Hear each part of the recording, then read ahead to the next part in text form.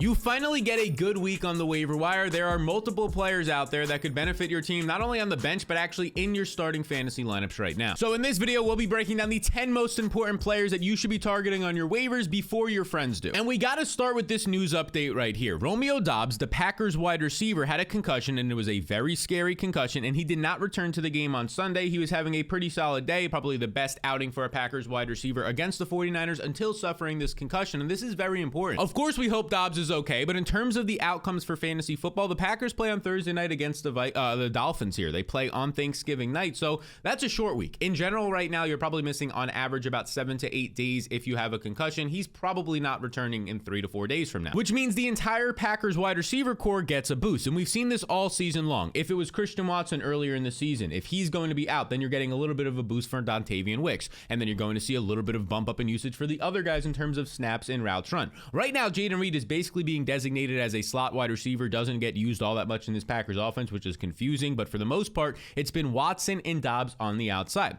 Earlier this season, we saw Watson go out, and in his absence, it was Dontavian Wicks, the second-year player who had a great rookie season and a little bit of a sophomore slump this year. He was the guy who saw more usage in those weeks without Watson. And I'm kind of expecting the same thing on Thursday Night Football, assuming Romeo Doubs does get ruled out, which is the expectation right now. Now, the last time that we saw Wicks see extended usage was week 4 when Christian Watson left that game early with an injury, and Wicks led the Packers with a 26% target share. Very strong target share. Week 5, you end up seeing Watson not play, and then Wicks goes out there and sees a team-high 25% target share. Now, if you were somebody during those weeks who ended up blowing all your fab budget heading into week 5 for Wicks, you will remember that he burned you, that he dropped multiple passes in week 5 and week 4 as well, and he did not come through for you. And then Watson returned the following week earlier than expected in week 6, and since then, Wicks has been irrelevant. But here's the thing. I think it's important to stay patient here because Wicks is about to get another role, and when he plays at least 50% of the snaps this year, he actually leads this Packers team in target share. Yes, I think he's going to play often on the outside. I think he'll see some slot usage. And here's the big thing.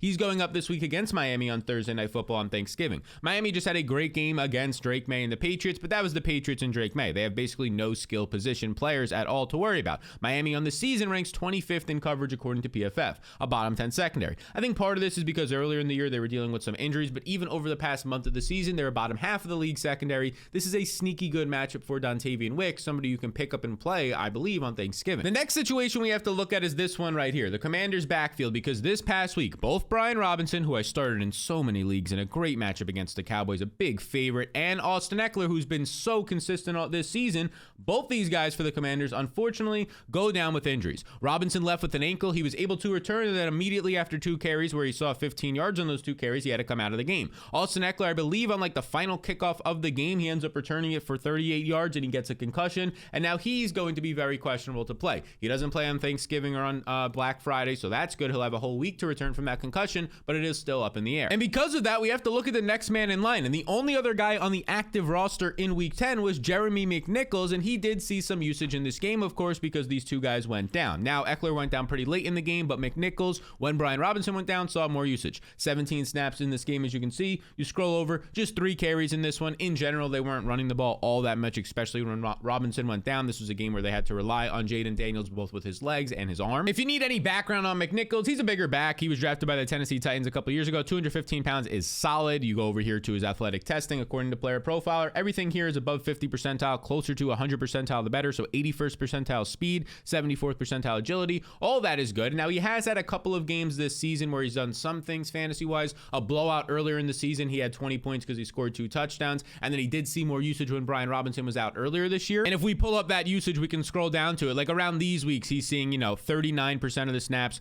33% of the snaps. It's not leading to anything fantasy point-wise, though. And that's the big thing here. Literally just 2 fantasy points and 6.7. And the reason why is because in these games, Austin Eckler is still active. And for the most part this season, Austin Eckler has been fantastic, especially when Brian Robinson has been out, averaging about 17 fantasy points per game. But now Eckler is also at risk of missing. So McNichols becomes an add, and the other guy to keep an eye on is Chris Rodriguez. The team actually just released him this past week, but Chris Rodriguez was on the roster a week prior to this, and he actually looked decent in very limited run in a game without Brian Robinson. He took 11 carries for 52 yards. Granted, it was in a matchup against the Giants, who allow the most rushing yards per play this season, but there's a chance now that both these guys are injured that you see them go out there and actually sign Chris Rodriguez, because again, they have nobody else after Eckler if he misses and Brian Robinson. It's just Jeremy McNichols, so they might go pick right back up Chris Rodriguez is my guess, since he knows the playbook. This makes McNichols probably one of the more priority adds of the season because Robinson has been dealing with so many injuries and he was not able to return, which means there's a good chance he misses at least a week, and the same is true for a concussion with Austin Eckler. He'll be a 6-point favorite. McNichols against the Titans. It's not a good matchup on the ground, but it's not a terrible one. When you're a 6-point favorite, your team will probably be in the red zone. Touchdown or bust player if you need a running back this week. Hey guys, now before we keep going, I have something pretty exciting to talk to you about, and it's our fantasy blueprint sponsor, Vivid Picks. Because if you love fantasy sports or just enjoy making predictions like I do, then this app is for you. Because Vivid Picks makes it easy to get in on the action. All you got to do is pick players, make your predictions, and then watch the games unfold. It's pretty simple. Now, they have a couple of game modes. They have the versus, or they have the more or less. The more or less is probably the one you're most familiar with, and that's personally my favorite. Now, here's an example of that for tonight's Monday Night Football game, a little entry I took. And if you're watching this after Monday Night Football, well, then there's going to be so many options for Thanksgiving Day, and there's going to be a lot of specials as well. So just stay tuned. I'll be sending out some options for that as well. Zay Flowers over 59.5 receiving yards. Bounce back game against the Chargers, who allow over 100 yards per game the past month to number one receivers.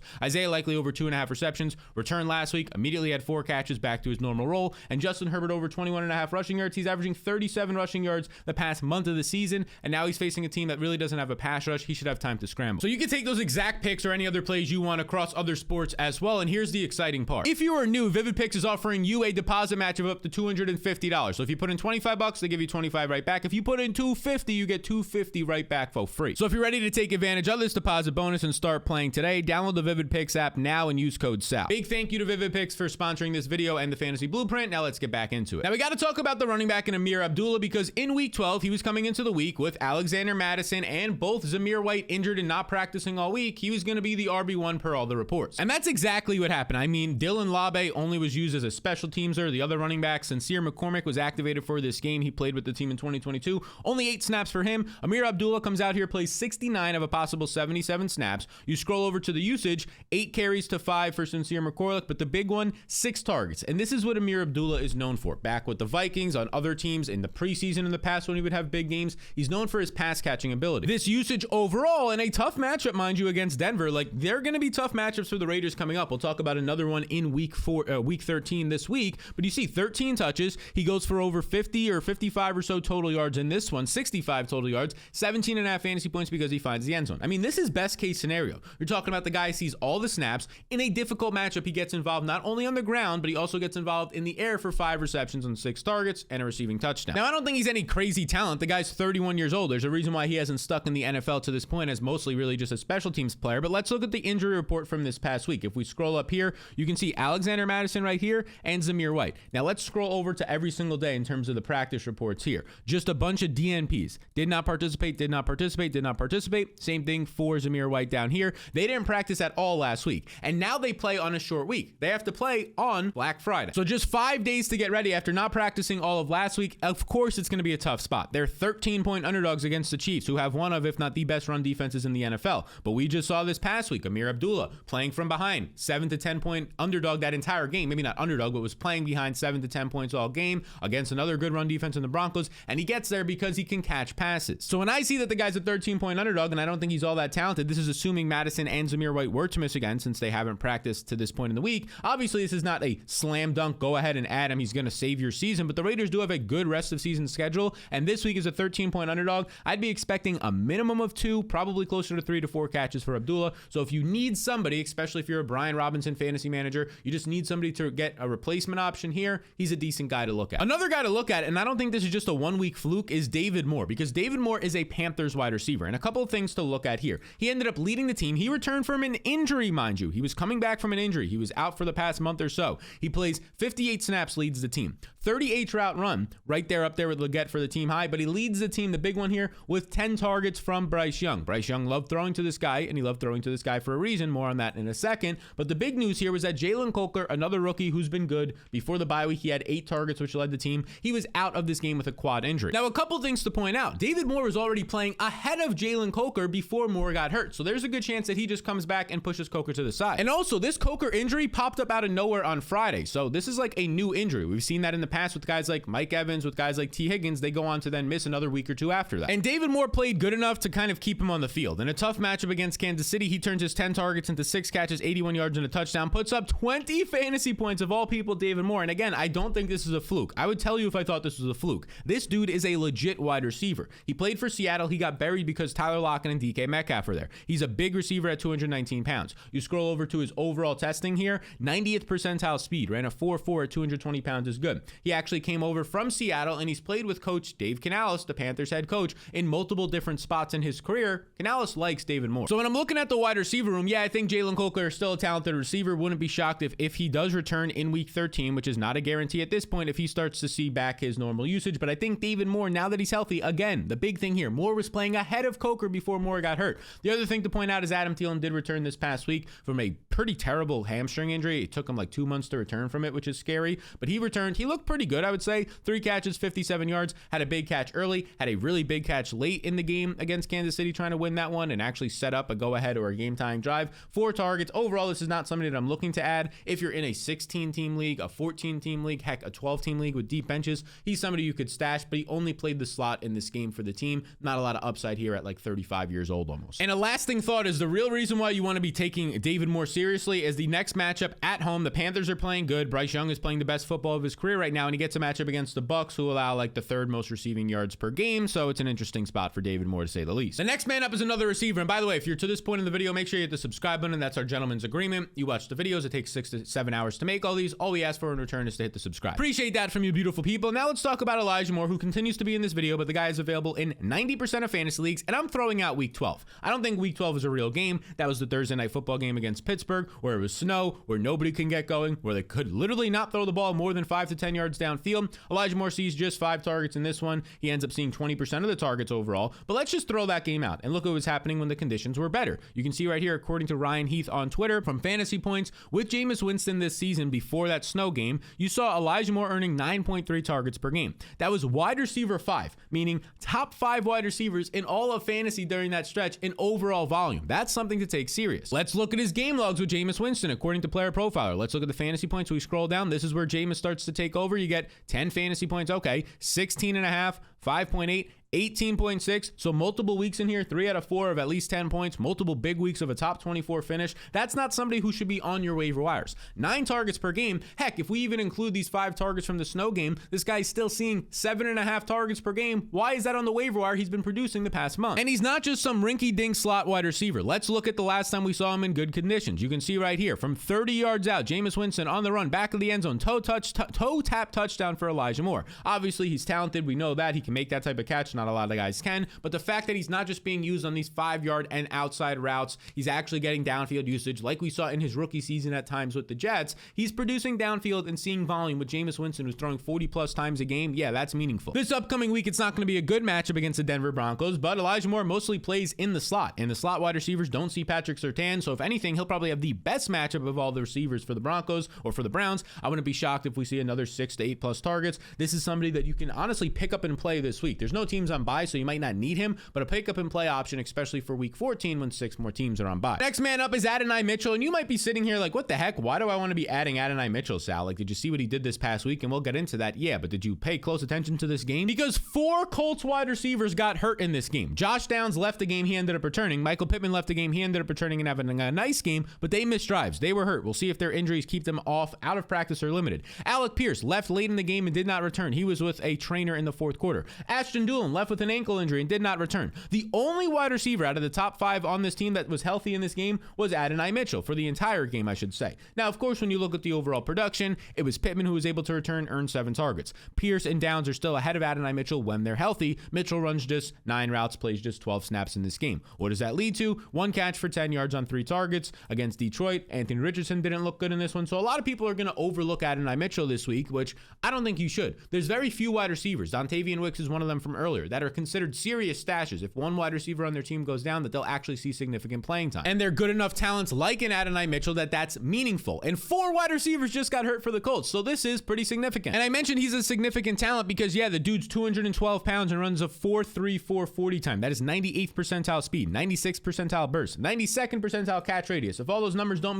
make sense to you, it means he's basically a top 10% athlete of all time at the wide receiver position to ever attend the combine. Yeah, that's noteworthy, especially considering he had solid college production. And the last time we saw him without one of his starting wide receivers ahead of him active was week 10 against Buffalo when Michael Pittman was out. You get 6 catches, 71 yards, 13.1 fantasy points. Again, I know this was with a different quarterback in Joe Flacco. I know Richardson's coming off of a bad game, but I want to bet on talented young receivers seeing increased roles. If the other guys we've already mentioned are gone, Adonai Mitchell is worth a stash to see what happens in this Colts wide receiver room. The next room we got to look at is the Buffalo wide receiver room as they return from a bye week because multiple guys are kind of just either dealing with injuries in a Keon Coleman, Curtis Samuel's role is expanding. So let's talk about these guys. They're available on the waiver wires. Curtis Samuel is the one who's really interesting because, again, this team did not play in week 12. They were on bye. But in week 11, we saw some significant usage for Samuel. He runs the second most snaps, the second most routes, 31 routes. This was a season high, earned 6 targets in this game. And he goes out there and he finally puts up fantasy production. This was what we were saying in the preseason. Like this guy, if he can get going, 5 catches, 58 yards and a touchdown, 16.8 fantasy points in a tough matchup. Now, a couple of things to point out. Keon Coleman didn't play with a wrist injury. Dalton Kincaid did not play in this game either, although I don't think those things really matter too much for Samuel. Definitely not Kincaid. That's more so tight end Dawson Knox. In terms of Keon Coleman, yeah, that matters in terms of snaps, but they're not playing the same spots of the field in terms of Keon Coleman mostly operating downfield. So maybe this is the start of more usage for Samuel, who started the season, unfortunately, like the first month of the season banged up, and then from there he just couldn't earn a role in this offense. But other than him, there's another wide receiver we have to talk about in Keon Coleman, who is available in over 70% of fantasy leagues because he's missed a couple of games with an injury and then went on the bye week. So he should be returning from his wrist injury, although wrist injuries have shown this year to be nagging. Just look at his teammate, Amari Cooper. But Coleman does bring a different dimension to this team as mostly a downfield big play receiver. You can see he ranks 7th in yards per target,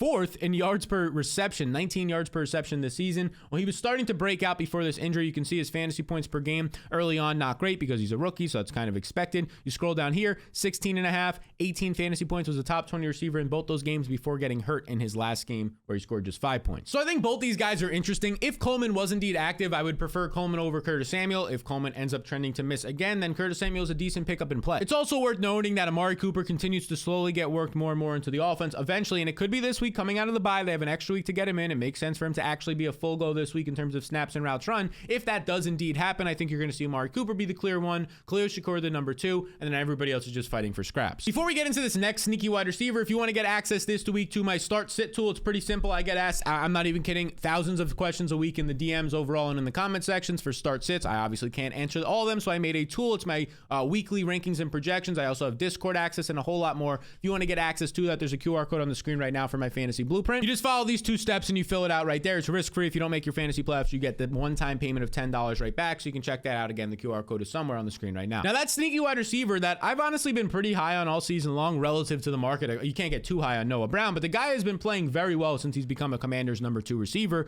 about 1 to 2 months ago. This past week, he leads the team with 9 targets ahead of Terry McLaurin. This past week, he go out there and his overall production in this game, 6 catches, 71 yards, consistently a downfield man beater for Jaden Daniels, especially since Terry McLaurin's getting double to the safety over top on some plays. 10 targets is fantastic. And this is cool from Ryan Heath here, this stat. Noah Brown led the Commanders with a 26% target share today, so this was this past week. Over the past 4 games, Brown has out-targeted Terry McLaurin 26 to 17. Just 17 targets the past 4 games for McLaurin is pretty terrible, and he has outgained him 168 to 158 over that span until McLaurin's big 89-yard touchdown, of course, late in the game. So, look, Noah Brown, he's not going to probably win you your league. He's probably not going to win you some weeks, but the guy is consistently seeing 6 to 8 targets from a talented quarterback in Jaden Daniels, and they want to pass the ball every week, especially with the running backs hurt. You're getting like 6+ targets per week on average the past 4 to 5 weeks. A matchup against Tennessee this week is 5.5-point favorites. Tennessee is a good secondary overall. I think that's more concerning for Terry McLaurin. Noah Brown, again, not somebody who's going to be a priority with no teams on bye this week, but if you need somebody to fill in